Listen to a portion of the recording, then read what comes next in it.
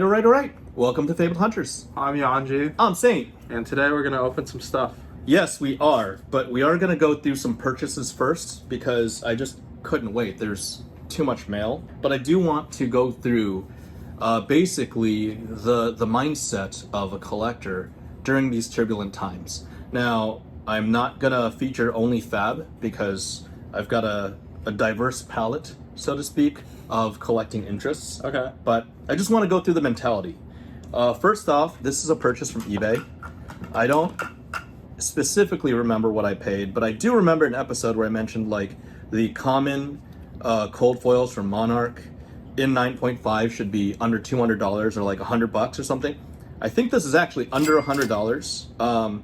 The Blast Moffett, I just wanted one because I remember these guys were like $200, $250 a piece, or even more, right? There's a point where they're maybe like $300 to $400 at one point during that Monarch craziness, right? I don't know. There are a lot of crazy prices all over the place. Exactly. And this thing was under $50, so it was the same auction. I just put in a price and I got it.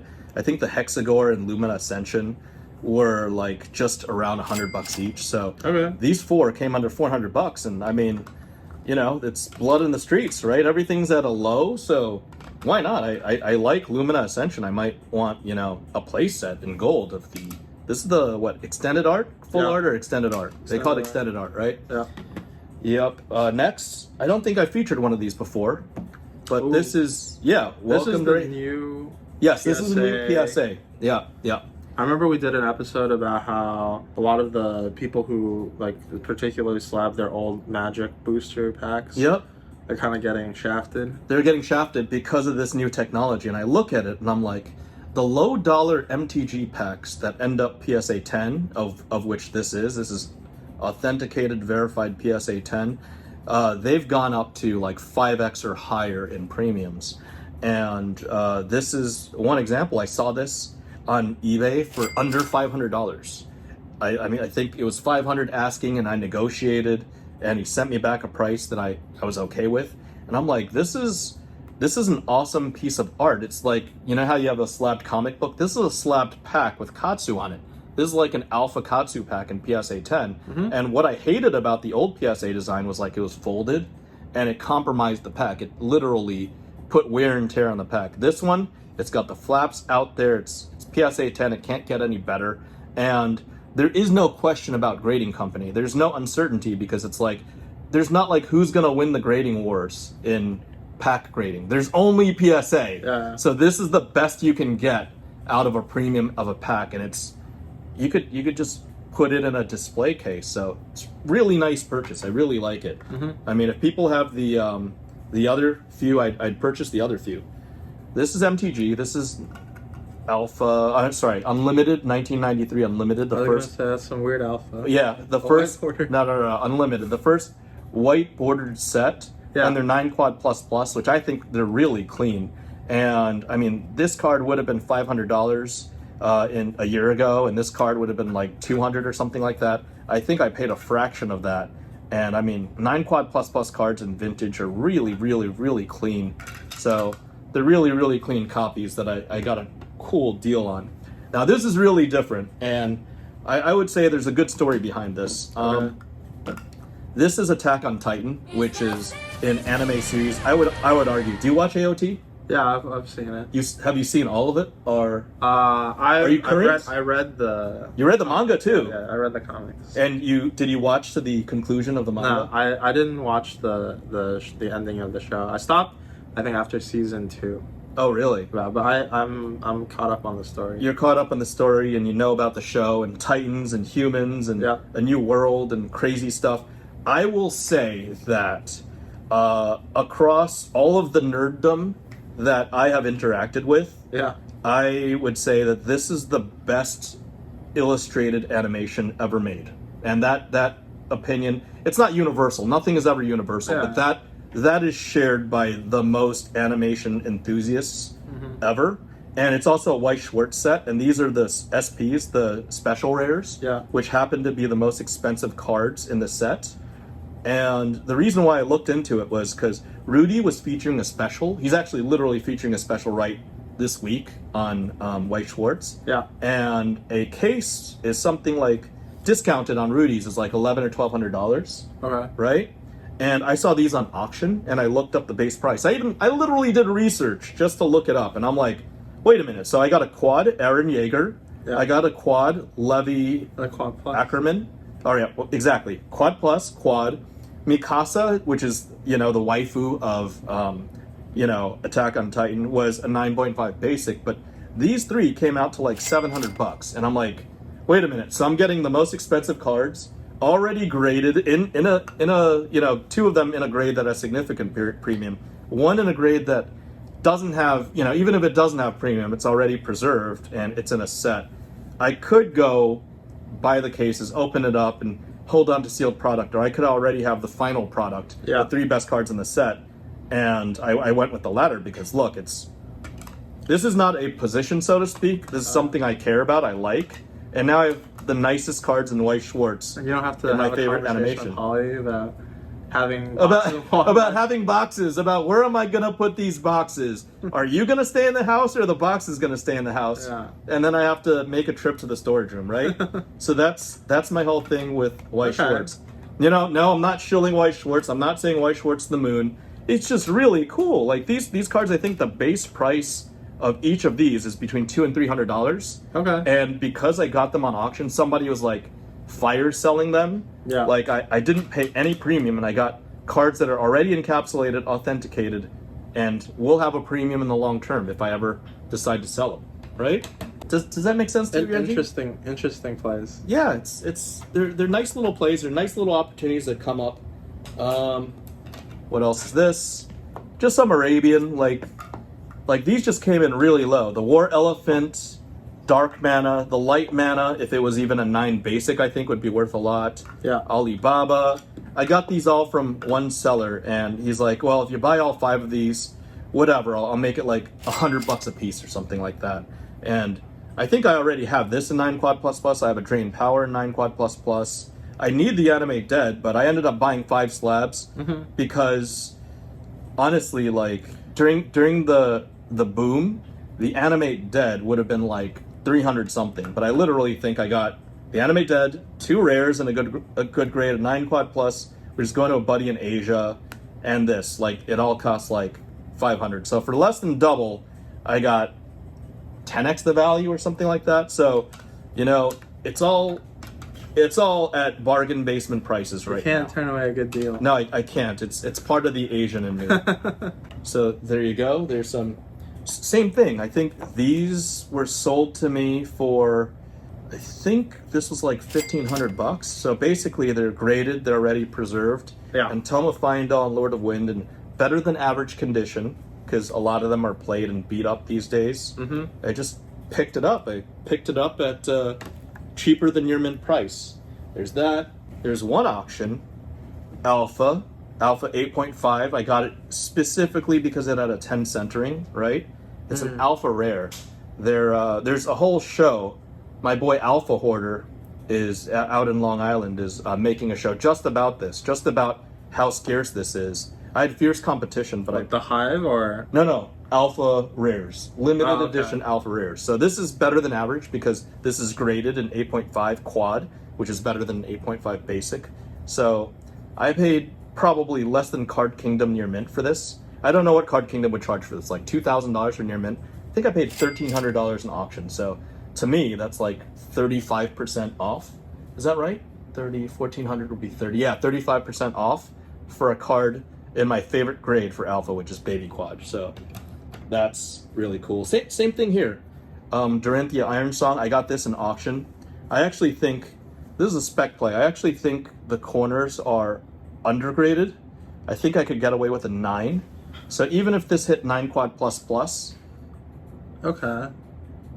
Yeah, it's a 9 basic, which is 9 basic plus plus plus because of the corner. If I could get the corners to a 9 and they can grade this the same way, then there you go, win. And not only that, this Dorinthia Iron Song, I think at the height of the boom was in the $1,200 to $1,500 range. I literally got this on auction for $500, and I'm like, whoa, that's like the same as like the Marvel one. Huh? Like a Marvel Dorinthia, I think was going for like $500. Exactly. It's like the OG what is this, 2019 Hero Cold Foil? Yeah. Like, when did I wasn't even in the game when they gave these out. These are really, really scarce. And, you know, I just bought it for Marvel reprint 2022 prices. Like, this is the Cold Foil. It's crazy right now what's going on in the market.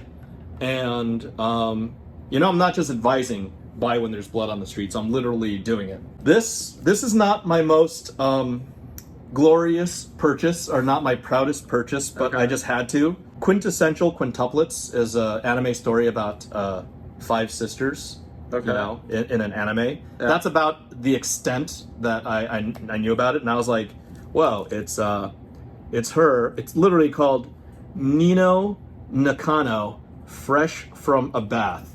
And I'm like, wait a minute. It's Black Label, it's White Schwartz, and it's one of the most valuable cards in the set. Yeah. And there's the Perv Appeal.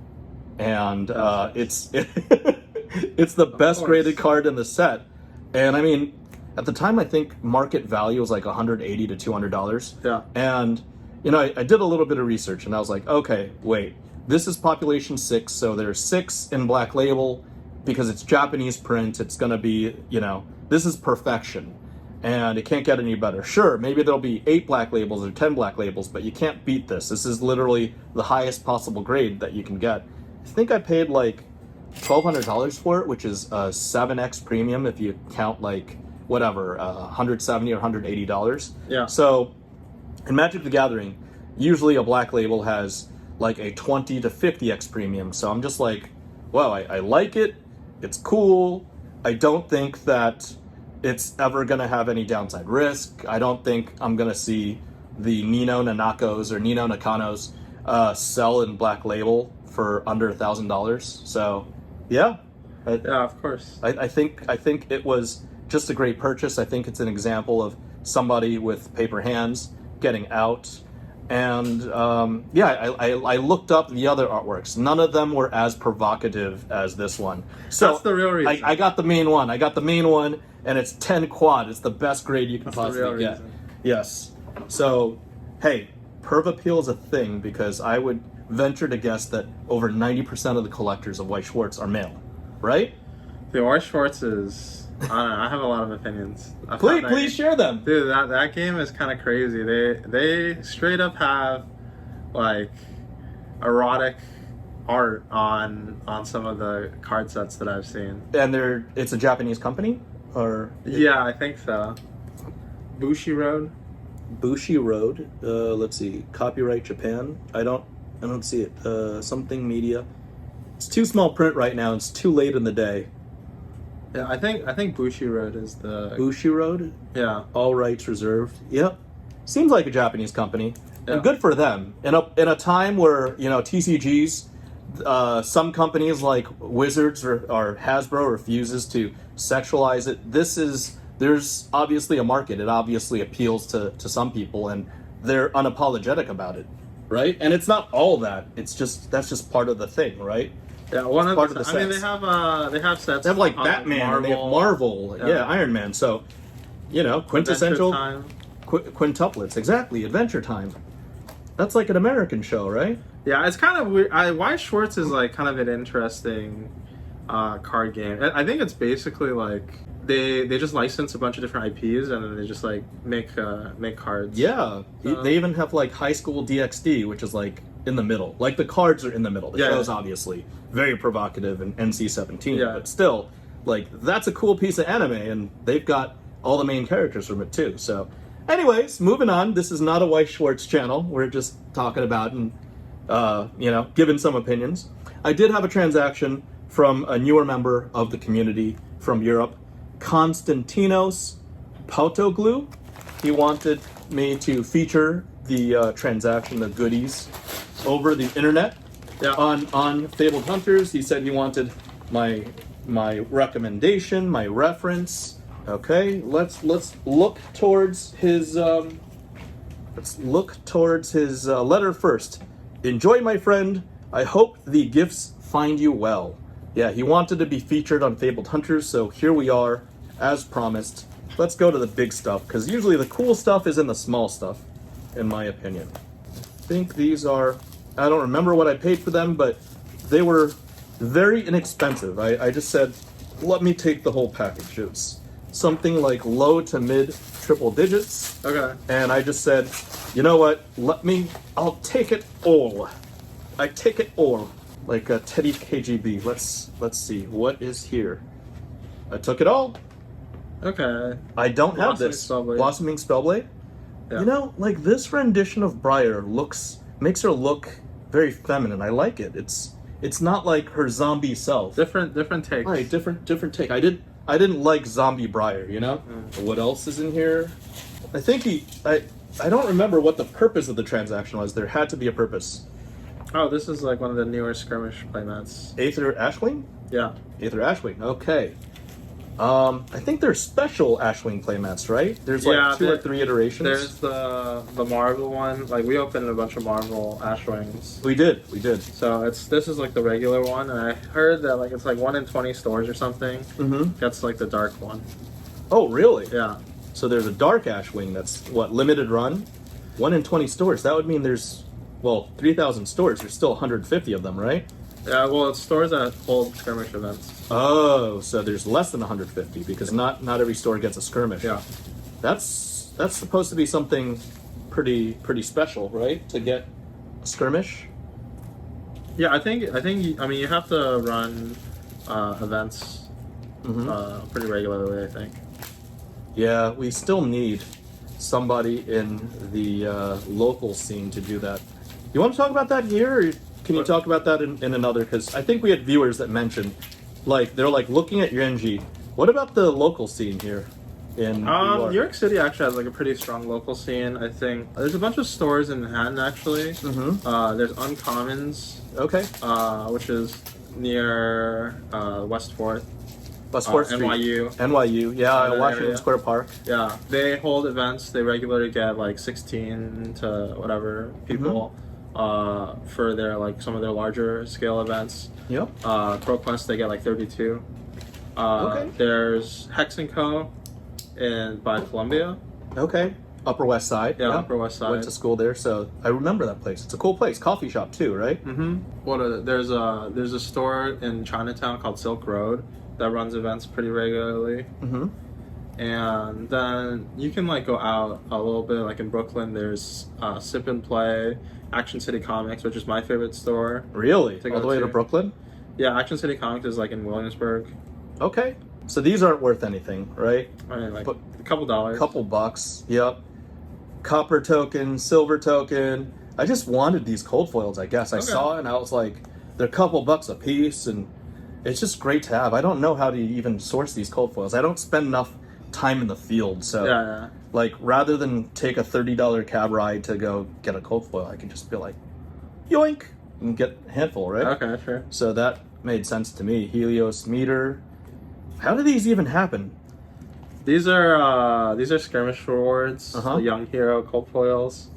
For winning or for attending? Top 8. Top 8? Yeah. Oh, and this is an old one, right? Yeah, that one is from, I think, also like a skirmish probably. And what about this? Also a reward? This is an Armory promo. Armory promo. Yeah. Also for winning or just attending? I think it varies by store. So most stores give it to the winner of a weekly Armory event, but you can give out like I think however you want. You can give it as a door prize. Okay, I got it. So for the price of going and winning, yeah, I'm not winning anything. I'm buying these. So that was a good financial decision. Good ROI on time. So thank you again. That's a strong ref for Konstantinos, newer member in the Facebook groups. And we got something from Andrew Stevens. This guy was so diligent. Like, he's like, I gave you the tracking, here's the picture. You know, I'm trying to do solid transactions. I'm trying to build up references within the Flesh and Blood community. Have you seen this name before? No. I think this guy was doing the selling of that alpha box recently, in this past week. It was one of the most discounted alpha boxes, and he was just very motivated to, I don't know whether to exit or to divest some of his Flesh and Blood position. Yeah. So, do you remember that post with the alpha box that went from 2.7 to as low as 2.2, I think. To be honest, I don't. I wasn't in the market, so I don't think I looked at it too carefully. Well, I see you posting, so I don't know if you you other posts. That's fair though. That's fair. I always, when I keep an eye open because I'm a mod admin in multiple groups, so I saw. By the time I got to it, I already saw the Dorinthebe 008 Dorinthebe Rainbow Foil Young Dorinthebe. That had gone, and I'm like, oh crap! I sensed a disturbance in the force. I didn't pick up a Dorinthebe, but I did come in for the spoils, and we fought. I fought valiantly for whatever remained, and that should be in this box. Like you know about that OG Dorinthebe, right? I think it was 2019, very limited events. You had to be a winner to get one of the rainbow foils.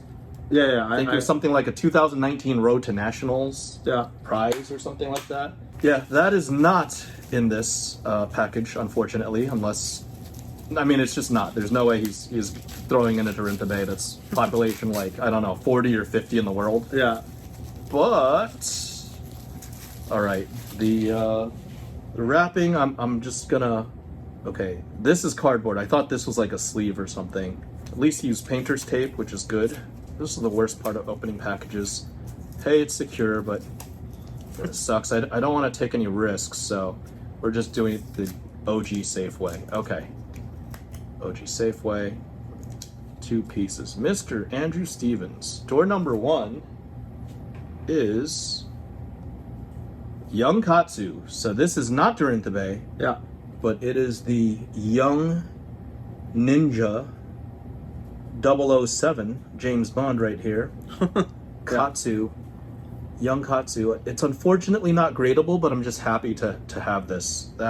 I'm just happy to have it. I don't have. Yeah, these are pretty rare. Very, very rare. Yeah. And I think Hemmel had told me that these had sold in earlier 2022, like February, March of 2022, for 1.5K a piece. Mm-hmm. I got it for a fraction of that, thankfully. And here is the adult Katsu 003. So 003, there's Young Katsu, Rainbow Foil, Adult Katsu. This is prior to the Farewell to Wraith, not to be confused with the Farewell to Wraith Young Katsu. Yeah, that one is a cold foil. That cold foil is like $30, but this thing is at one point 4 figures. So yeah, people are, getting out of certain positions, and you saw all the items there, right? That we showed on this episode. Just keep your eyes peeled, guys. There's a lot of space to collect, a lot of deals to be had. Don't give up. Don't lose faith in any of your TCG assets, because now's really the time. Very confident that between all the multiple purchases I've made, that we'll have the opportunity to look back and look at the pricing of these and say, wow, I wish I had been in the market at that time. And now's that time. Now's the time to put your money where your mouth is, make the purchases, accumulate positions in all walks of life. This just happens to be us talking about, flesh and blood, our TCGs. Yeah. But now's really the time. So good luck, everybody. Good luck out there. If you like these types of videos, a little bit different from our normal fare, but like, comment, subscribe. Join our Patreon, where we can really, really dig in to the monetization of TCGs as well, and help this guy on his journey to his next Fab Championship. Yeah, hopefully. All right, later for now. Bye.